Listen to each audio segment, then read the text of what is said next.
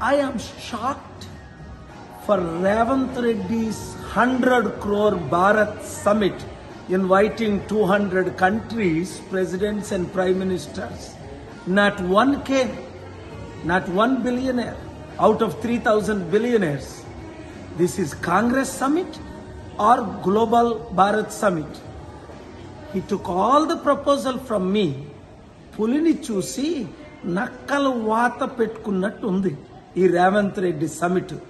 Bharat summit, global peace summit.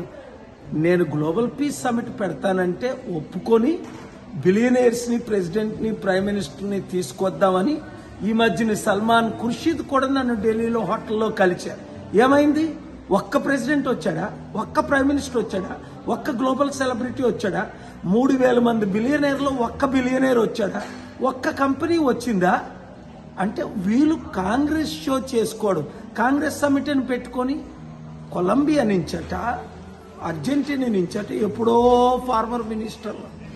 ఎంత సిగ్గుచేటు!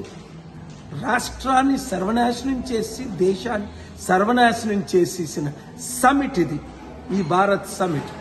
పేరుకి భారత్, ఒక్కడు భరతుడు రాలేదు. ఇప్పటికైనా రేవంత్ రెడ్డి బుద్ధి తెచ్చుకుంటే ఇక్కడ టర్కీలో ఎలాంటి సమిట్ పెట్టావు? ప్రపంచ దేశాల్లో ఎలాంటి సమిట్లు పెడుతున్నావు? అర్థం చేసుకోండి. మార్పు రావాలి. ఆ మార్పు మనమే తేవాలి. ఉగ్రవాదులు జమ్మూ కాశ్మీర్లో ఎంత ఘోరంగా నువ్వు హిందూ చంపడిశారు.